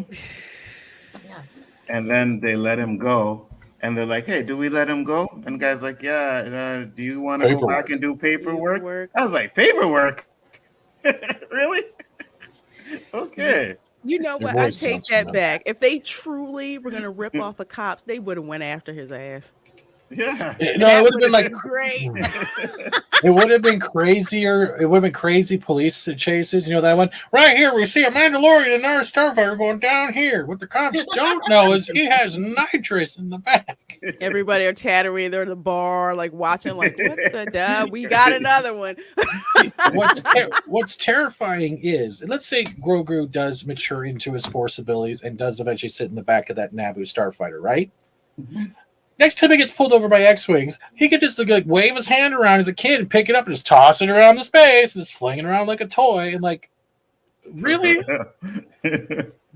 Yeah. Oh, good. Thank God. No wonder they named him after a marijuana strain. God dang it. Yeah. And hey, Larry, the name's so nice. You got to say it twice. They don't care about Star Wars. They don't care about stories. They don't care about characters. Why should we care? And that's a very good point. Why should you? Yep. Especially when they can't write coherent stories. That's why I have no problem with people who are just like, you know what, I don't want to even freaking want to watch this. I said, yeah, I don't blame you. I don't Is blame Same you. here. is episode 6 and 7 going to be as badass as 5? Is it or isn't it? No, Mm. Ah, it's going to be like a Tombstone thing. I'm guessing a Western, but what you should be looking at is how much Boba does in battle compared to the Mandalorian, and whether or not they're going to do any type of character development in these two episodes. And the whole pretense that we're going to get Han Solo in here, it's going to be probably the dance version of him. He's going to break out into that. Just do the Han Solo for like 20 minutes with a bunch of Jawas. That's what's going to be. you know what, Gary? If that does happen, that would be great. Yeah, I hope so too. But if I use for reference, which is the last season of The Mandalorian, they'll kind of skate a little bit on this one. Mm-hmm. And then Baby Yoda and Han Solo and Luke show up in the last episode. And to me, that's not great writing. That's a Deus Ex Machina that you're using. Yes. And So Absolutely. even I then, hope it is, but if I was betting in Vegas, no. If it's great, hey, I'll eat that bet. But but there's too much of a precedent. that's the thing, though. It doesn't even matter if the last two episodes are great. This is a seven episode series, and we've only had one episode about Mandalorian, and we're hoping that two episodes that are coming up will be good enough to make up for the other four. Yeah. Technically, there's no egg on our face. It just proves that the criticism is necessary because it shows how faulty this was made. If it was a Mhm. movie, it would have made sense because you could have jumbled everything together. This is not. I'm sorry, Book of Soul Yeah, no, it's Assassin has okay. me cracking up. Yes. Oh my gosh. Hey, Steve is still wondering why the Hutt Empire, who control Tatooine, yes, according to the movies, are fine with someone just taking over their main smuggling hub. See, that irritates me because the Hutts were badass. Nobody wanted to mess with them. Mm-hmm. They had Tatooine on lock. And the Hutt twins just like, whatever. We'll just cruise in on our litter, hire an assassin, give you a rancor as a gift, and just kind Oh, of, we're leaving, we're out, peace. oh, gee, you just gave me a brilliant idea. We're gonna, you know what the scene with Han Solo is going to be? It's going to be him with baby Kylo Ren over his knee, giving him a spanking while everything's going down in Mos Espa. He's like, "You've been a bad man, Solo. You go in the corner, Mama's upset. No vegetable pudding pop for you tonight." I'm going to have to drop you off at Uncle Luke's. Oh, Yeah. that would be even worse. I'm going to show you what his nightmares are about. Don't make me turn this starship around. I will take you through the Castle Run at slower speed. I swear to God, I will. Oh, man. Let's see. Keely Chow says calling Disney Star Wars real Star Wars is like calling Fauci a real doctor. You know what? Because that brings up something that I overheard when I was over in Galaxy's Edge, because I do walk around there from time to time and kind of like notice the people who were there and what they're looking at and everything. And this one guy was like, "Where's the old Star Wars?" I mean, he was really pissed. Looking around like, Mm-hmm. "Where's?" I said, "Dude, I feel you," because that's what a lot of us do walking through there. We're just like, you go from where Star Tours is, which is blatantly original trilogy. You have all that great Yeah. immersion and all that, and you walk into Galaxy's Edge, it's like, what the frick is that? Some people are just like, I don't know what this is. I don't know what it is that they're trying to freaking accomplish here. And yeah, when that dude said that, it was funny because there were a bunch of people's heads that snapped around like, yeah, I feel you. I And totally feel you. and nuanced observer, that was a joke. I understand it's 5 years after our OTJ. I get it. Yes. I'm literally being facetious. I'm literally being facetious because that's what I can expect. We just do. But yes, nuanced observer. Actually, I go to Star Tours all the time. I think I did a stream from there. I think I did. I did a live stream. I may have to capture that on video because when we went, I loved it because they got to the scene where, the transport is trying to leave and 3PO is trying to get us out, and Vader comes around the corner with all his stormtroopers and he uses the Force to try to keep us from leaving. That's one of the coolest ass parts of that ride, like freaking ever. I'm literally waiting for like Doc in the DeLorean to show up and be like literally be like, Boba, you gotta do something about your kids, Boba. What's wrong, Doc? They turned to assholes, Boba. All of them, assholes. We'll say where we're going, we don't need Boba. We don't need canon. Yeah. If I take OG to Galaxy's Edge, that would be the most hilarious video ever. Yeah, that would be funny. That would be so funny. I would freaking love it. I would love it just to hear her talk. I'm like, I'm not crazy. No, you're not crazy. This is wrong. This is wrong. This is wrong. And this is why this is wrong. And all of that. Stephen Yarnell, thank you so very much for that $9.99 super chat. I so do appreciate your support of the channel. I loved episode 5. I did too. I just felt bad for Boba Fett that he couldn't be in his own show. At least have Boba come to him in the end instead of Fennec. So disrespectful. I didn't like that. I don't know about you guys, but I didn't like that. I felt that if anything, Boba Fett should have been the one to talk to him in person and said he sends his errand girl to go and do that. Oh, she was on the way to pick up sandwiches, so you might as well meet the Mandalorian. Okay. One misogyny point for Steven, one canceled YouTube channel tomorrow. Maybe he showed up to set, but he's like, what do you mean you don't need me this week? No, we don't need you for, I don't understand. I'm the star of the show. What are you talking about? No. Yeah, I agree. Lines for my character in episode 5. Should we call that Boba show? Yeah. First, I said I was talking too much. Now I'm not talking at all. It's going to be in the future. We're going to get a new series. It's going to have the Mandalorian and Boba Fett in it. It's called Dude's Word My Slave One. Oh, well, you can't say that. So say I don't care. Like fire spray. Yeah. You make them stop me. It's like, okay, we got the fire spray class ship now. Now we have the fire spray Leia. Fire spray.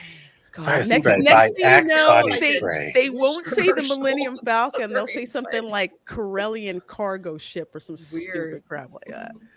You'd be double parked on a Corellian Corvette. Advertisement or come on, fire spray. Fire spray sounds like an Axe commercial. Garbage.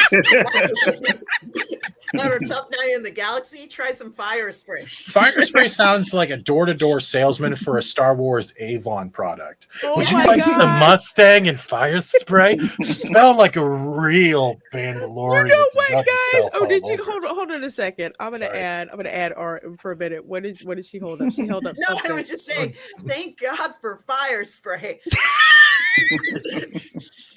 Don't put it on your junk, it burns. You're gonna need it. Keep it above the belt, it burns. I was about to say, you know what? When you're gonna go to eat your bantha meat, you definitely have to have a sport. Yes. You paid $12 for that? Galaxy's Edge sport. You did not pay $12 for that. Hell You no, did I not. paid $12 for this.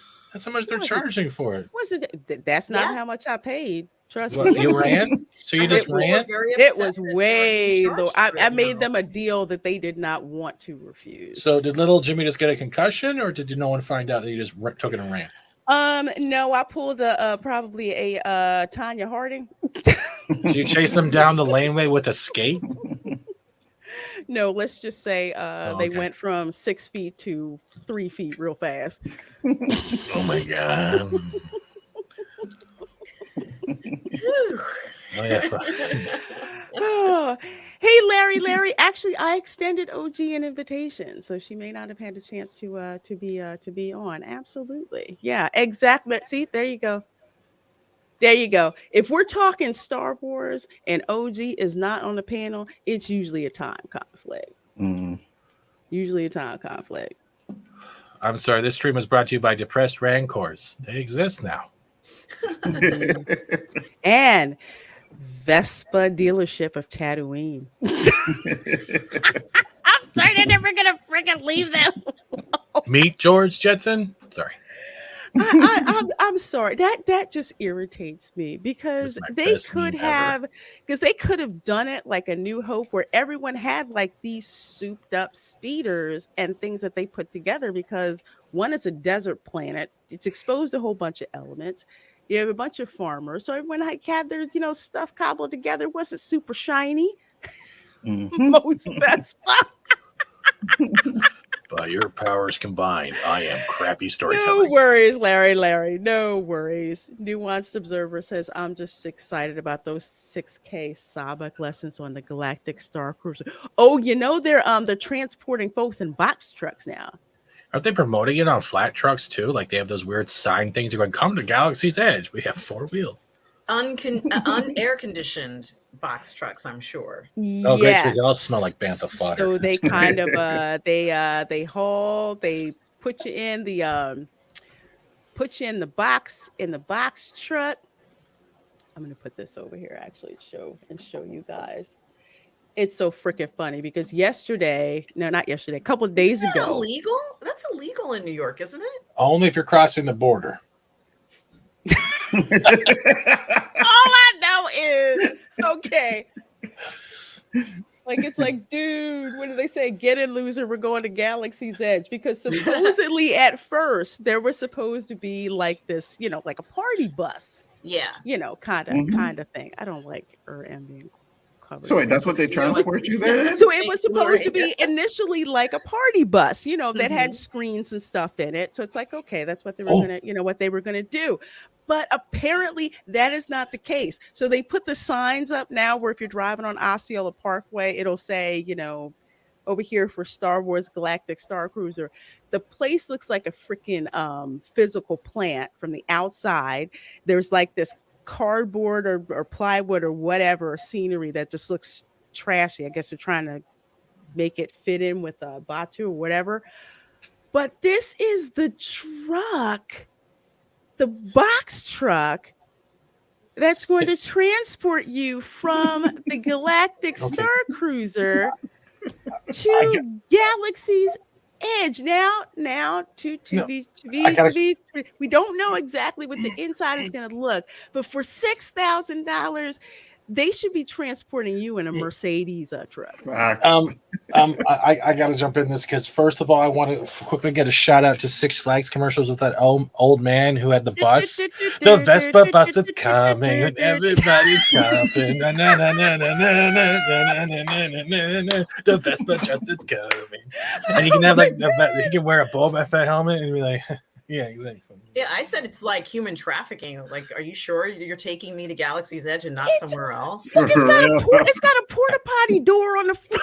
Well, it Even looks there's like an arrow pointing it up this honestly way up. looks like one of those set trailers. On a set, Yeah. not everybody has a nice looking trailer, but some Yeah. trailers look like Mhm. this. Yeah. But what they showed on the inside from that last shot, which I imagine it might be very similar to, but maybe not. It would be really sad if it was like that, just regular boxcar, and there was nothing inside. Because I don't know, those bathroom trailers are just the bathroom. You can't ride in those. It's just a toilet. Mhm. So I don't know. Yeah, you would think so. So like I said, I don't know what's on the inside, but the simple fact that they'd kind of it was out there that it was going to be, like a party bus or whatever to transport you with screens. Okay, fine. But now you have the Star Wars U-Haul that's going to take you from the Galactic Star Cruiser to to Galaxy's Edge. Yeah, so that's like the entrance. So I don't know if it's gonna look like that, but that just I'm sorry, I keep like Oh, moving is that people the around. render? Oh, is this Ridiculous. someone's rendering? I think this is the rendering. I don't think that this is the actual thing. Final. Looks like Okay. Star Wars, but yeah, that's what it looks like on the outside. I've driven by here, and this is You can, exactly what you it can, looks like you can from the hear the outside. director saying, "We want to do that, but we want to do it for $100. So give me some options." For 6,000, and that's the low end. That's like cattle class. six thousand That's crazy. dollars for not even 3 days, Mm-mm. like 2 days, and you need to be out between 6 a.m. and 9 a.m. You need to be out. $6,000. What is Got this to pay called? extra for drinks. What is the hotel called? The Star Wars Galactic Star Cruiser. And it's Uh, not shaped like a Star Cruiser, is it? Like I can No, understand that they called it that and it was like shaped like a really cool Star Cruiser. You'd be like, wow, Hmm. the hotel's actually shaped like a Star Cruiser. Oh my God, right? Because you'd be like, I'm staying in the Star Cruiser tonight, like but it doesn't look like that on the outside. Is that correct? that's correct. And the outside, it looks very nondescript. That's why when you're driving in, see, I can't believe that they didn't freaking hide this, because when you're driving on Osceola Parkway, you can see this as soon as they say, "Here's the exit," because the signage is up there for the Star Wars Galactic Star Cruiser. You turn and you see all of this. It's not like they landscaped it so you couldn't see anything. That would be different, because that would help preserve the immersion. But they didn't do that. And you would think this was a physical plant. You would think this was like the wastewater treatment plant or something. Yeah, it So it's looks like not some until you kind of factory or something, and exactly. And it's not Yeah. until you turn in there, that they have the entrance that's themed where you can go in. But oh Lord, this is just horrible. Yes, 6K in a ride in a bouncy furniture. That's crazy. Hey Albert, yes, they are immersion breaking. They are. If you're going from the inside into this truck, they probably have theming to keep the immersion. But I think the thing that people are just tripping out about is the fact that it's not a luxury bus. We've all seen no. them. It's not that. It's a freaking box truck. It just everything that they've been talking about with respect to the Galactic Star Cruiser, nowhere near worth $6,000 for what you're Absolutely getting. not. Oh, you can't bring your own costumes either. What? You guys know that? Why not? I did Why? not. No. Because they want to be outshunned, probably. You can purchase Of course. outfits to travel, but you have to have a reservation on the Galactic Star Cruiser in order to do that. Wow. But isn't that part of the fun of why you're going? Because you're going to bring all that fun stuff, and I thought that it was an immersive experience. You shouldn't even be you. Like I wouldn't be I would be whatever Star Wars universe name they gave me in this world that they're creating for me, right? Mhm. Y'all are killing me. It totally, yeah, it totally is. But I just had to show that, because it's like, look, if they can't even keep the show running together, this whole thing with the Galactic Star Cruiser is just a hot mess. And that wasn't how it was supposed to be originally. It was supposed to be this hotel. You have this immersion. You think you're in Star Wars. It's heavier than I thought. Oh, is that Sabine? That's Sabine Wren when she's training in Trials of the Dark Saber.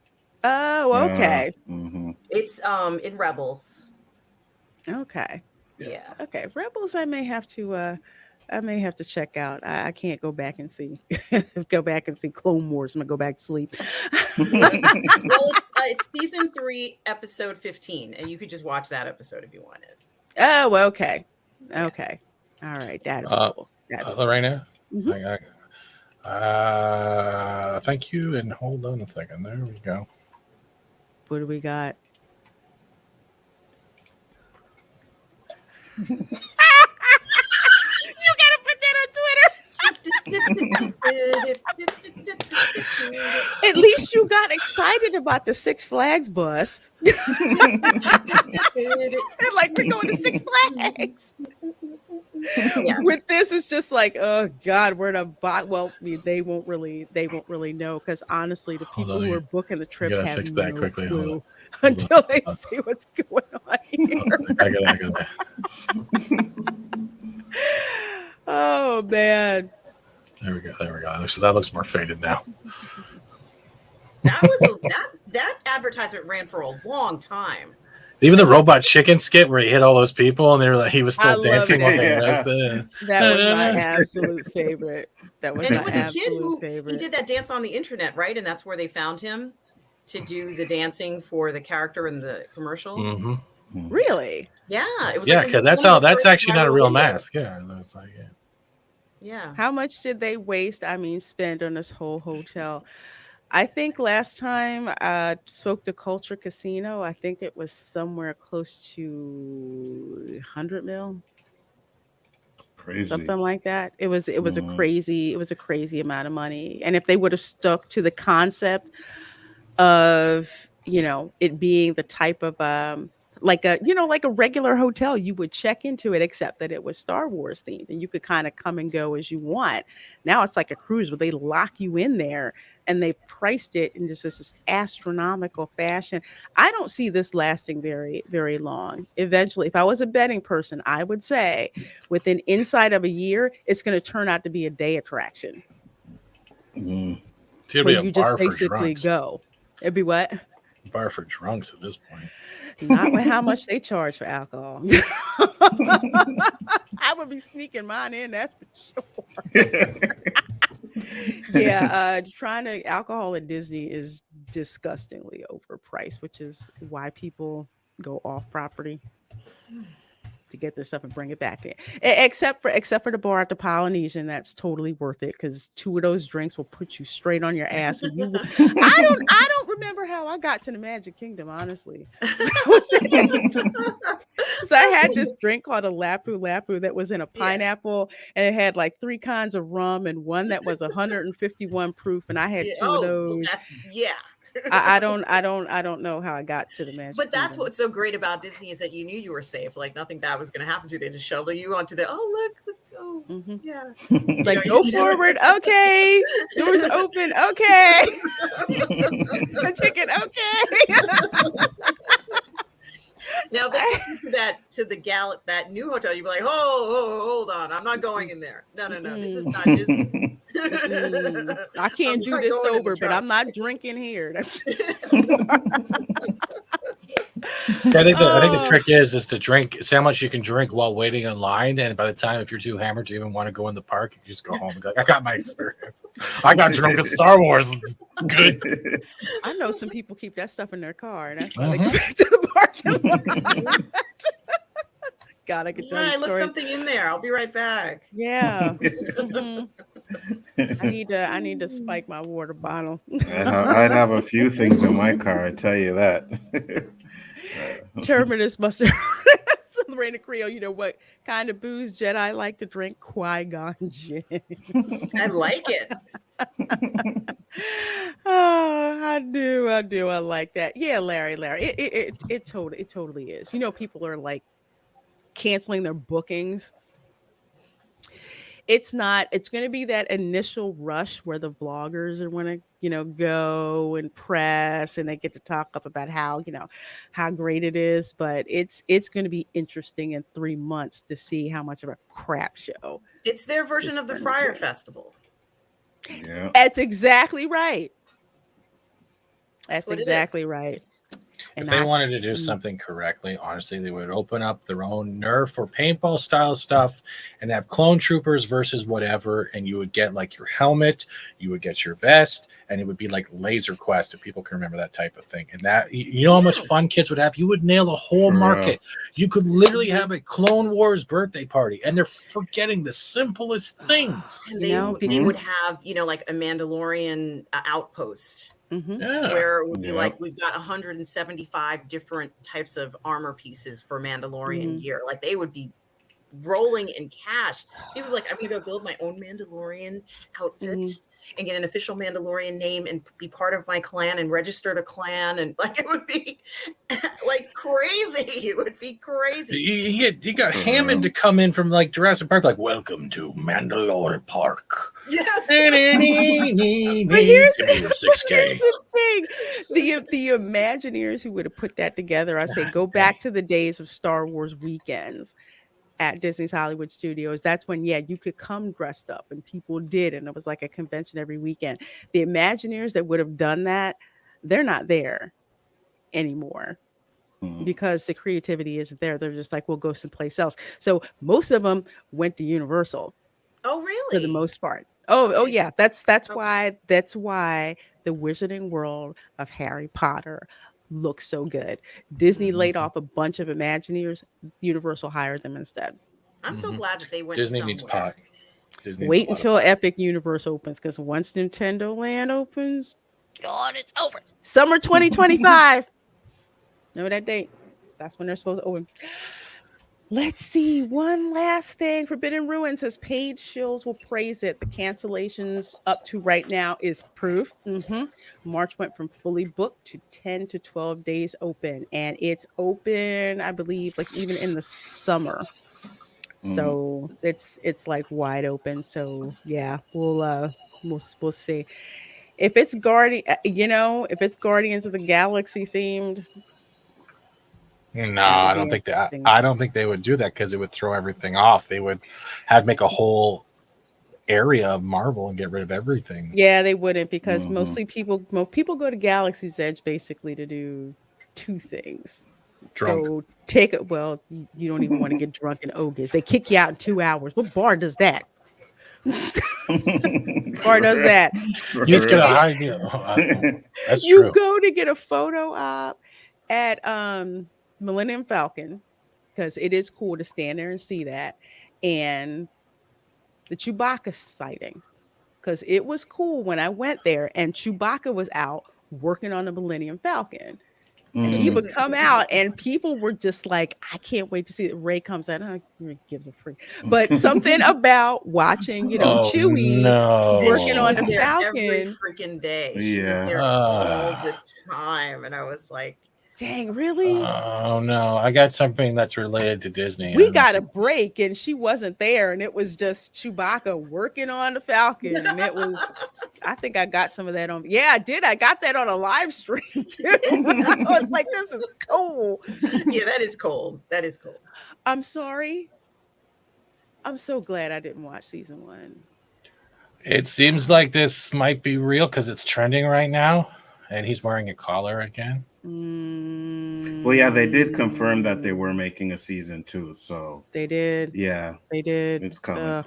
Great, 8 episodes of him making out with himself. Can't wait. Let's get on that crap. Bring the Loki Gator. I'll watch the Loki Gator. I'd I'd watch rather the Loki watch him Gator make out too. with the gator. That'd be cool. Ryan McFarlane said, "How bad is Galaxy's Edge? Want to visit Florida from Ireland in a few years." Um, Go to Universal. Go to Universal. yeah, I honestly, I wouldn't. I mean, if you're into the sequel trilogy,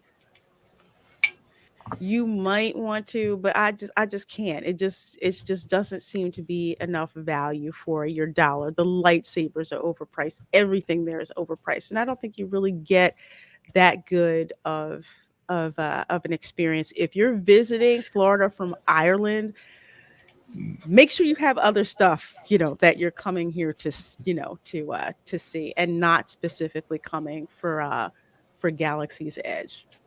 Just Really. find if you don't feel like going there, just make sure you can find bars on the outskirts that you can pub crawl for the whole money spent. And honestly, the hangover will at least be memorable. Yeah. Sorry. Also Ryan, just go to like TripAdvisor. Go to TripAdvisor and look up their reviews on that. Also, WDW Magic, their forums, and look for a guy named WDW Pro, because he was calling out how all the crap was going down on at Galaxy's Edge, and people were saying, "Oh, that's not true. That's not true." When it opened, it sure enough, it was true. let's see. Somebody asked me about Nintendo Land. Yes, Nintendo Land Japan open. Yes, Nintendo Land is open in Japan.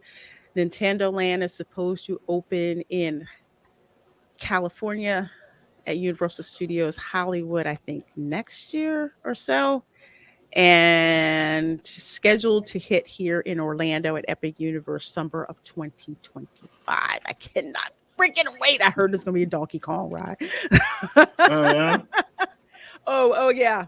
that'll Yeah. be interesting. Yeah, it's gonna be there's like a Harry Potter section, I think, for like Fantastic Beasts, and then they have Nintendo World. So they said, yeah, I think they said they're gonna put Donkey Kong there. Oh my God, there's an article that just came out. Disney Star Wars' biggest problem is a focus on canon over plot.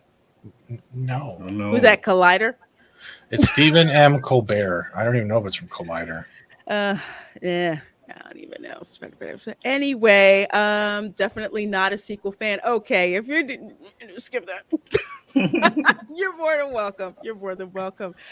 Okay, folks. All right, we are going to wrap this up. First of all, thank you guys so much for hanging out with us. I sure to appreciate it. Keep your eyes peeled for a show February 10th. We're going to be wrapping up the whole season of the Book of Boba Fett. And OG and Steeg hit me up if you guys want on the panel for that, because I would love to have y'all.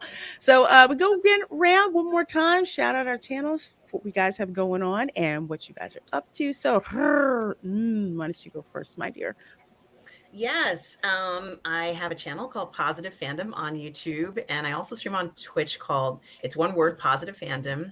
On Monday nights, I am streaming with Reina on Toxic Femmes. On Thursday nights, I stream on the 1/6 Scale Man Network in a show called Uncivilized Scoundrels, which is a Star Wars show. Oh, okay. Yeah, on Friday afternoons at 12 o'clock Eastern, I'll be on Midnight's Edge in the morning with Tom and Andre. And Friday evenings, I'm usually on the Burnett Network streaming with Robert Meyer Burnett. And on Sundays at 10:30 a.m. Eastern Standard Time, I stream live. My show is Sunday Brunch, where I talk about all the fun things that are going on in our, pop culture world. Oh, awesome. Well, folks, please do subscribe to her. I have her link down there in the description box. Please do subscribe to her. She has some awesome content. I love streaming with her, and I love catching her stuff when I get a chance to. And so you want to shout out your channel, what you have going on coming up? Yeah, Big Afford Entertainment later on tonight will be the Chaos List. It's on Chaos Central, and we're probably going to be doing a little ranking of 80s and 90s cartoons on there. Yeah. It's gonna be like an elimination bracket, right? So one cartoon goes up another one, and we're gonna decide who wins, and a panel gets to pick. So that should be fun. Wednesday night is the OOC 10 EST, so make sure you check that out. Saturdays we do Square One, a sports show on Danny's channel. It was fun to be here, man. Thank you for having me once again. You're welcome. Thank you so much for being here. Love having you here. Appreciate it. And Fat Steven, what do you have going on, my dear? As everyone says that with terror, because she's like, I'm Fat Steven. What am I? Let's see. You can catch me and the alter ego Fat Women, because people seem to like that stuff for some reason. You know, I got to talk about Fat Women. What is it about? Other than that, I do gaming. I do a lot of gaming, like Phasmophobia, Fortnite, like Rainbow Six Extraction, GTFO. I do a lot of alpha testing, beta testing. I cover Babylon 5 on Mondays. I'm part of the Pop Culture Minefield crew on Fridays. I also have been doing this almost 2 years now with Reina Creole, with the lunch table and everything else, which has been a fantastic blast, except 1,000 of you owe me your subs as well, so I'll expect those in the future, because I'm appropriating everything today.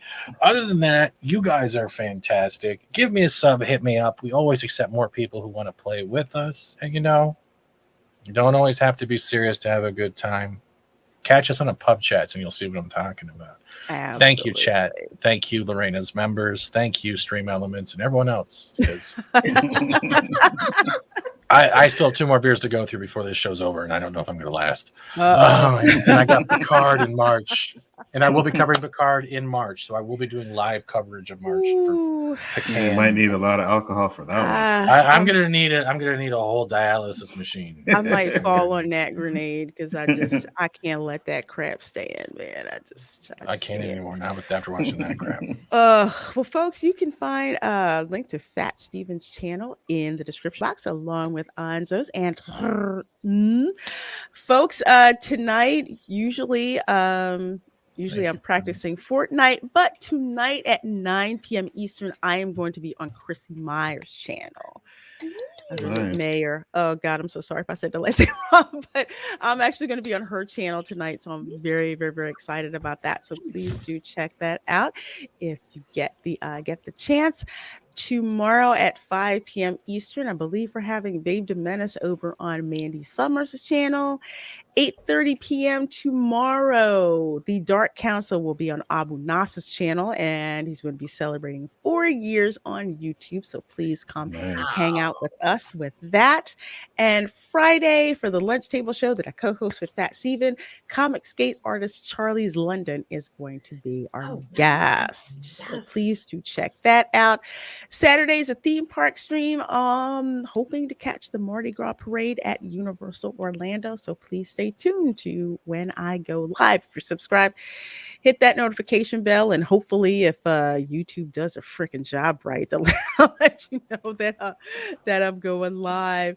So once again, thanks all of you for coming out to check out the stream. Please do hit that like button, and if you're watching the replay, thanks so much for watching the replay. Take care, and we'll see you next time. Only 1,000. I just need 1,000, y'all. Just let me be culture.